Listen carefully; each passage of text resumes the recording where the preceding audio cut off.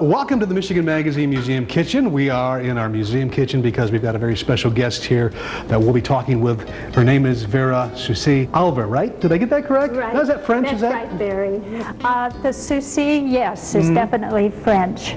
It's a French word, and it means sorrow, unfortunately. Or many times you hear the name as sans souci, which is without care. Yes. I preferred it that way, but Dad's actual name was Susi. Really, what we're talking about today is a book that was started by your father, wasn't it?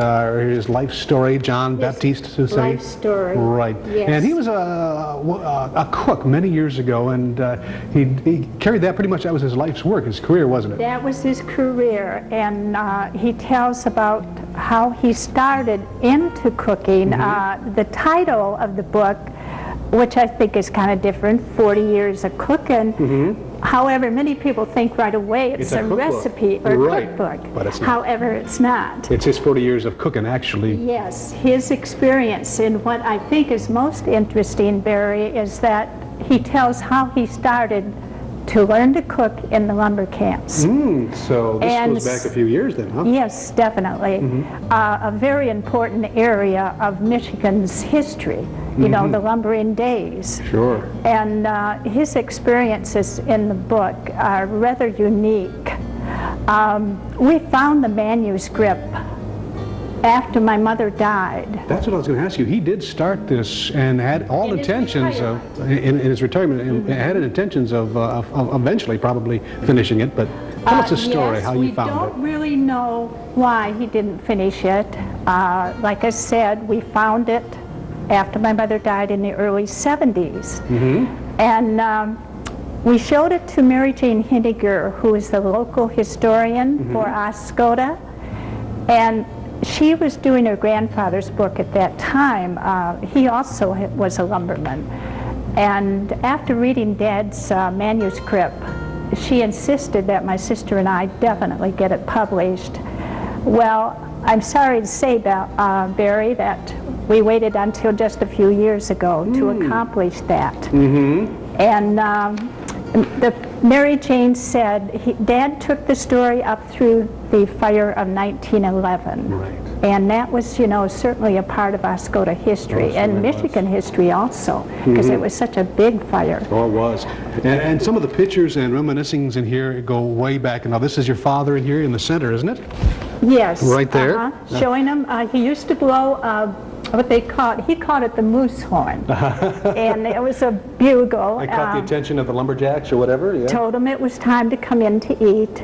And my brother still has that original horn. No kidding. And they hoped to put it in the Oscoda Historical Museum. Oh, boy. And he did take it through the fire, and I wanted to mention that Mary Jane said the write-up about the fire was one of the most interesting write-ups that she had ever read. And you feel like you are running down the street with Dad with the flames coming behind you. And his writing is very interesting in that aspect, yes. Right. And he did have a well-known business pretty much in that side of the state as far as restaurants. Oh, yes. Rendezvous and he did, Barry. After his lumbering days and after the fire, well, the sad part that we feel is the middle years. Now, we put the book into two sections. Dad's story and the later years is what my sister and I could remember, and you know, ended the book that way. However, the middle years, it would have been so interesting if he had been able to finish that for us. After the fire, he married, and he and my mother went up to Big Bay, Michigan. Oh, yeah. And that's where Henry Ford had a lumber camp. And he had bought a building up there, and he turned it into lodging and dining for his crew. Now, Mr. Ford used the lumber in some of his cars. I think if you remember years ago, the station wagons used to have wood sides. Oh, the old woodies. At least I can remember them. And that was the purpose of having the lumber camp.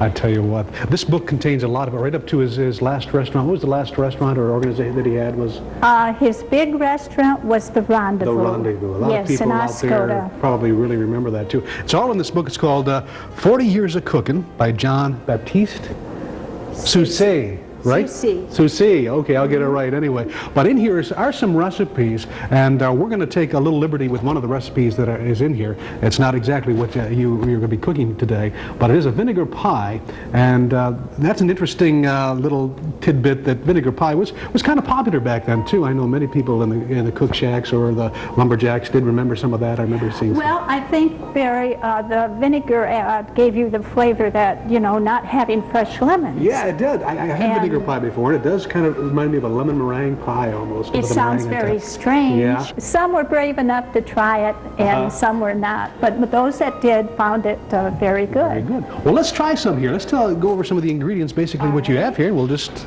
take her from scratch here. Well, we're going to need hot water. Okay. All right, we'll get that boiling real good, and I've got some of the ingredients measured out here.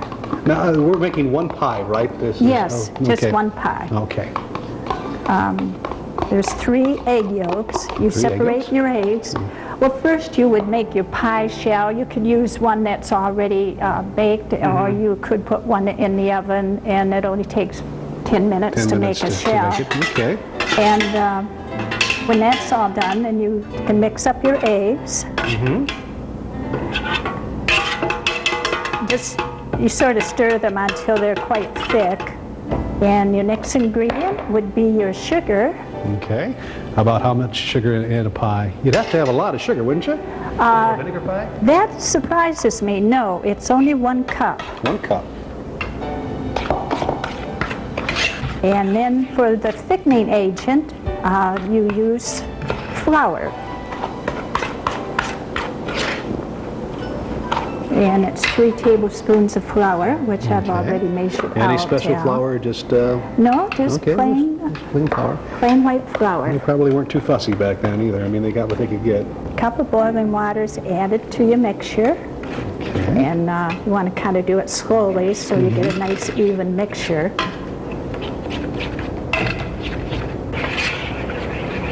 And now add the vinegar, 1/4 cup.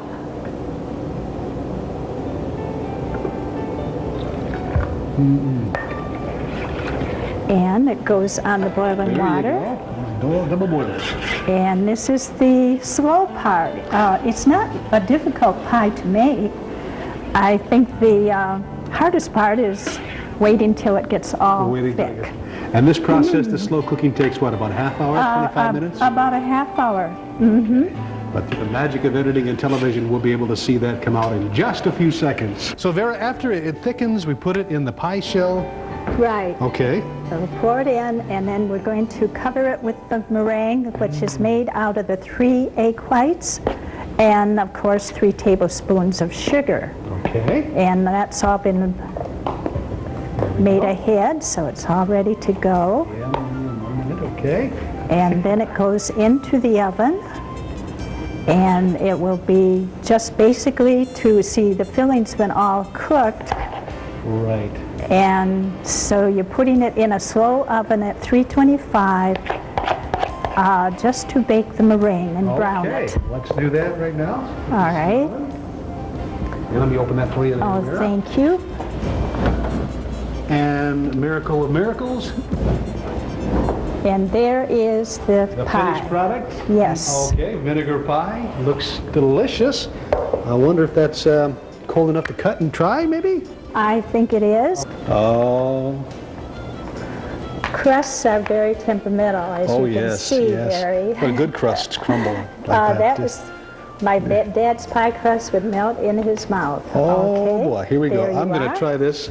This is the vinegar pie.